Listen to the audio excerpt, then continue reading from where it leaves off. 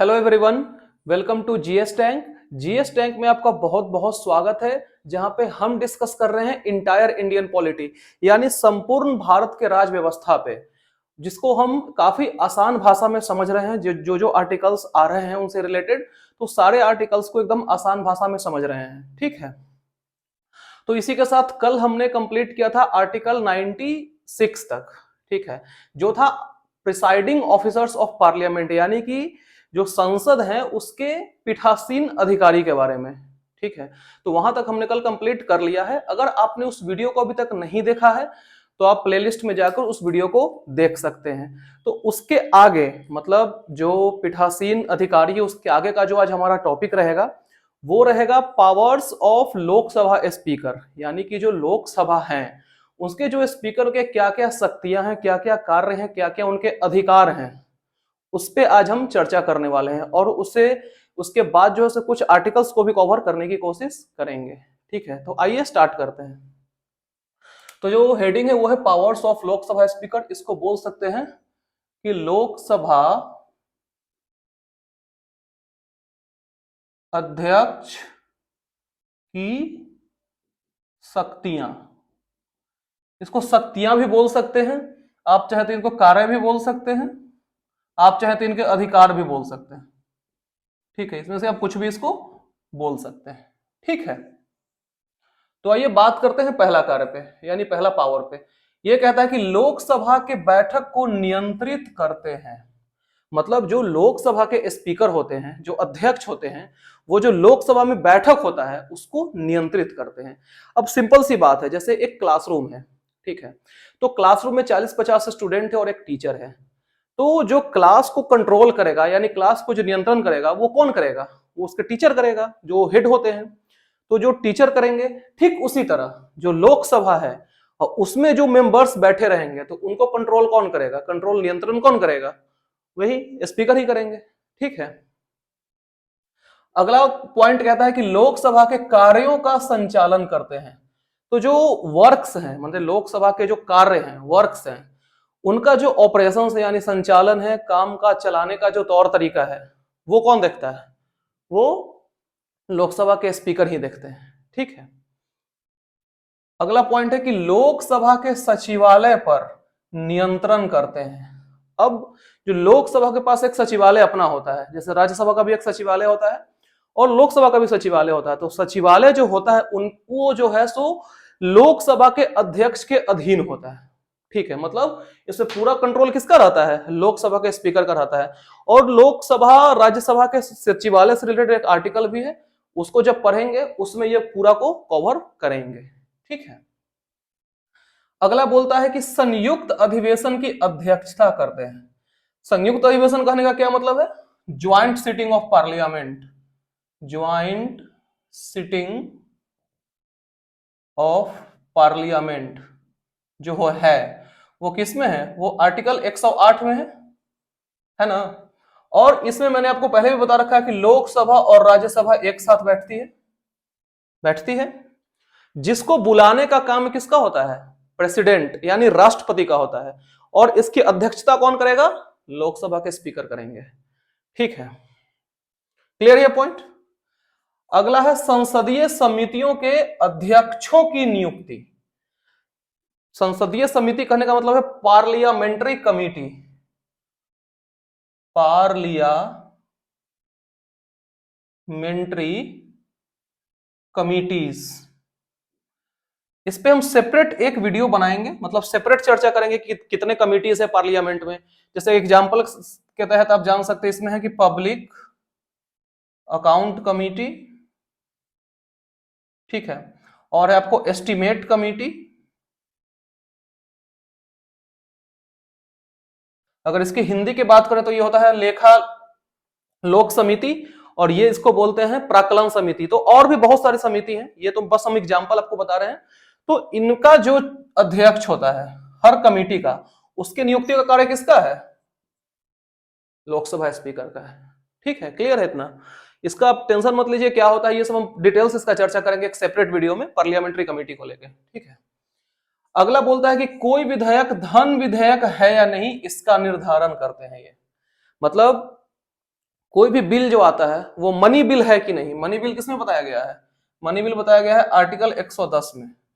तो जब आर्टिकल 110 पढ़ेंगे उस समय इसको डिटेल्स में पढ़ेंगे, अभी बस इतना बता रहे हैं कि जो विधेयक है वो धन विधेयक है या नहीं, मतलब जो बिल है वो मनी बिल है या नहीं, इस ये डिसाइड कौन करता है, सिर्फ और सिर्फ लोकसभा के स्पीकर ही करते हैं कि ये मनी बिल है या नहीं है।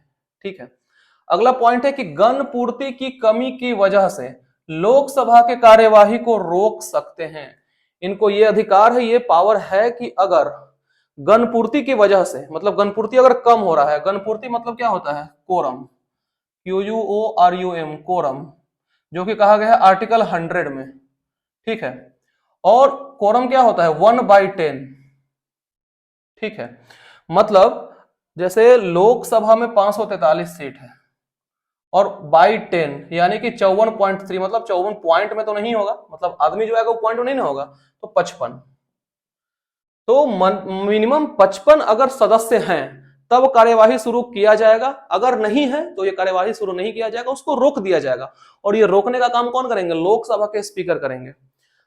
अब सिंपल सी बात है कि अगर आप किसी क्लास में पढ़ रहे हैं, ठीक है, कहीं कोचिंग में पढ़ रहे हैं और उस दिन बारिश हो रहा है या फिर आपको बंक करने का मन है, तो टीचर बोलता है ना कि कम से कम इतने लोग रहेंगे तभी हम आगे पढ़ाएंगे, नहीं तो फिर हम कल पढ़ाएंगे आपको, ऐसा होता है।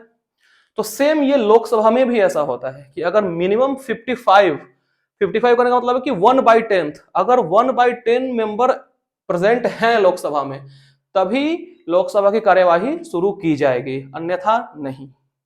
ठीक है, अगला है पक्ष विपक्ष का मत बराबर होने पर अपना निर्णायक मत डालते हैं। जैसे कोई बिल है, ठीक है, जैसे कोई बिल है और पक्ष के समय भी, मतलब पक्ष की तरफ से 50 वोट आ गया, लेट से एग्जांपल है, और विपक्ष की तरफ भी 50 वोट आ गया। ठीक है, तो अब तो ये टाई हो गया मामला, मतलब तो बराबर पे आ गया। तो उस समय क्या होगा, जो लोकसभा के स्पीकर होंगे वो अपना निर्णायक मत डालेंगे, अगर वो बोल देंगे फेवर में तो पास हो जाएगा, अगर अगेंस्ट चले जाएंगे तो फिर नहीं होगा। ठीक है, वो निर्णायक मत मतलब डिसाइडिंग जो वोट होता है वो डालते हैं। ठीक है, अगला पॉइंट कहता है कि अगर सांसद 60 दिन तक अनुपस्थित है बिना जानकारी दिए तो उसे अयोग्य घोषित कर सकते हैं लोकसभा के स्पीकर। कहने का यह मतलब है कि अगर कोई मेंबर ऑफ पार्लियामेंट 60 दिन तक पार्लियामेंट में नहीं आ रहे हैं, मतलब वो सदन में नहीं आ रहे हैं, वो भी बिना बताए ऐसे ही चले गए, तो उस केस में क्या है कि उनकी सदस्यता जा सकती है और जो उनको जो घोषित है उनका अयोग्य, वो कौन करेगा, वो करेंगे लोकसभा के स्पीकर। ठीक है, क्लियर है इतना। अगला पॉइंट जो लास्ट है वो कहता है दल बदल के आधार पर भी घोषित कर सकते हैं अयोग्य। दल बदल करने का क्या मतलब है, एंटी डिफेक्शन, आपको बताए हैं शेड्यूल 10, एंटी डिफेक्शन, दल बदल, मतलब दल बदल के आधार पर भी इनको अयोग्य घोषित किया जा सकता है, इनएलिजिबल घोषित किया जा सकता है, और ये कौन करता है, ये लोकसभा के स्पीकर करते हैं। ठीक है, तो इसको इतना नोट डाउन या स्क्रीनशॉट ले लीजिए, फिर इसके आगे आते हैं। इसके आगे बात करते हैं कुछ इंपॉर्टेंट फैक्ट्स पे, कहने का मतलब है कुछ महत्वपूर्ण तथ्यों पे। ठीक है, जिसमें कि पहला तथ्य यह है कि पहला लोकसभा स्पीकर ये कौन थे, जो पहले लोकसभा के अध्यक्ष बोले, स्पीकर बोले, वो कौन थे, तो वो थे जीवी मालवंकर, जीवी मावलंकर, मतलब गणेश वासुदेव मावलंकर।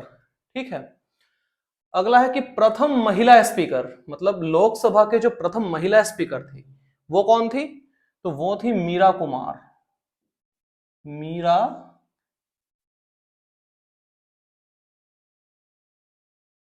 कुमार। ठीक है, अगला पॉइंट है कि एकमात्र स्पीकर जो राष्ट्रपति बने, मतलब इतिहास में ऐसा भी हो चुका था कि जो राष्ट्रपति थे वो राष्ट्रपति बनने से पहले लोकसभा के स्पीकर थे। ठीक है, और वो थे नीलम संजीव रेड्डी, नीलम संजीव रेड्डी। और अगर आपको याद होगा तो मैंने आपको बताया था कि नीलम संजीव रेड्डी एकमात्र ऐसे राष्ट्रपति बने थे जो कि अनओपोज्ड यानी कि निर्विरोधित चुने गए थे। ठीक है, अगला है सबसे लंबे समय तक रहने वाले लोकसभा स्पीकर, मतलब अगर इंग्लिश में बोले तो लॉन्गेस्ट सर्विंग लोकसभा स्पीकर, वो कौन थे? तो वो थे बलराम जाखर। ठीक है, बलराम जाखर वो थे जिन्होंने सबसे लंबे समय तक लोकसभा स्पीकर का पद संभाला है। ठीक है, अगला है वर्तमान में, तभी वर्तमान में कौन है? ओम बिरला, जो कि 17वें स्पीकर है। ठीक है, तो ये था कुछ 3 4 5 पॉइंट इंपॉर्टेंट फैक्ट्स को लेके। हम इसके आगे डिस्कस करेंगे कुछ आर्टिकल्स। ठीक है, तो कल हमारा 96 तक हुआ था, उसके आगे है आर्टिकल 97। ठीक है, तो आर्टिकल 97 क्या कहता है कि लोकसभा के अध्यक्ष, उपाध्यक्ष तथा राज्यसभा के सभापति, उपसभापति के वेतन भत्ते की जानकारी देता है। तो सिंपली देखा जाए तो आर्टिकल 97 है वो जो है सो लोकसभा के स्पीकर, डिप्टी स्पीकर बोले, और राज्यसभा के सभापति, उपसभापति, इनके जो सैलरी अलाउंसेस है इसके बारे में बताता है ये। ठीक है, और आपको मैंने जब उपराष्ट्रपति टॉपिक पढ़ाया था उस समय आपको मैंने ये बताया था कि जो उपराष्ट्रपति होते हैं वो उपराष्ट्रपति होने के सैलरी नहीं लेते हैं, तो वो लेते हैं राज्यसभा के सभापति होने की वेतन। किसके तहत? आर्टिकल 97 के तहत। क्लियर है इतना? अगला बात करते हैं आर्टिकल 98 का। तो ये क्या कहता है? ये कहता है संसद के सचिवालय से ये रिलेट करता है। मतलब जो आर्टिकल 98 है वो संसद के सचिवालय, मतलब कहने का मतलब है कि लोकसभा के पास अपना सेपरेट सचिवालय है और राज्यसभा के पास अपना सेपरेट सचिवालय है। मतलब लोकसभा का जो कार्य होता है वो लोकसभा के सचिवालय में होगा और राज्यसभा का काम है वो कहां होगा? राज्यसभा के सचिवालय में होता है। और जो सचिवालय का जो प्रमुख है, सचिवालय का प्रमुख, वो कौन होते हैं? वो होते हैं महासचिव।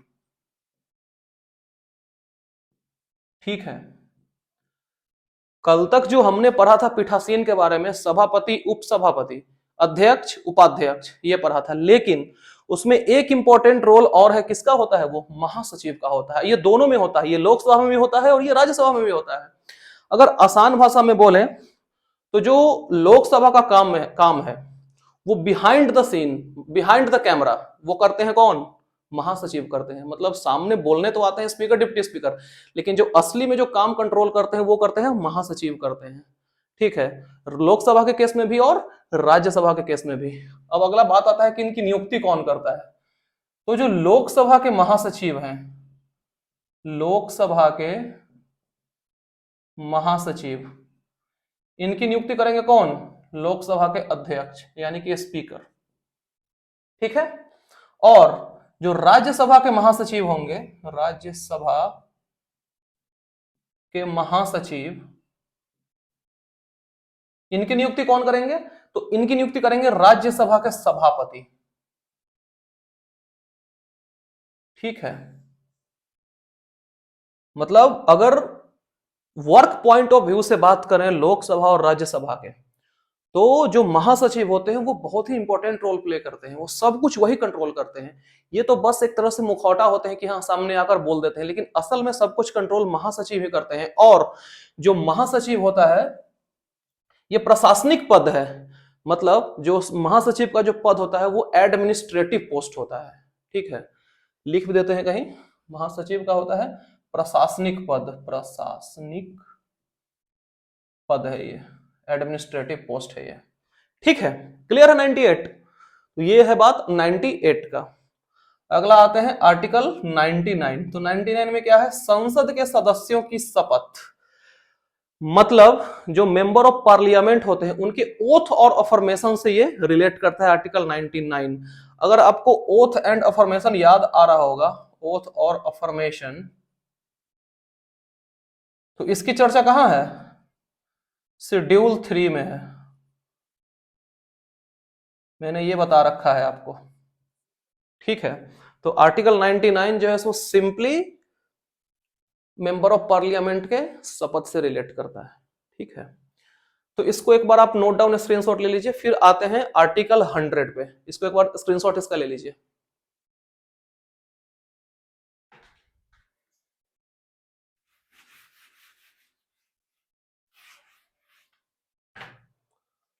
तो जो आर्टिकल 100 है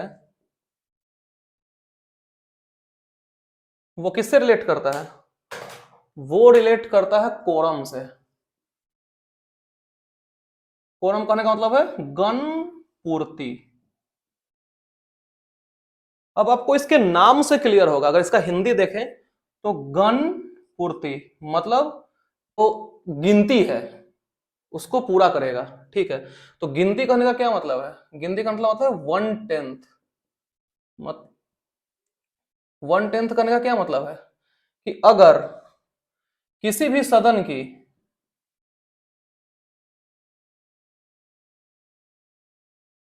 कार्यवाही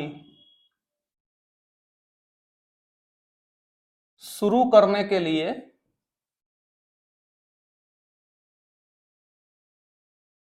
एक दहाई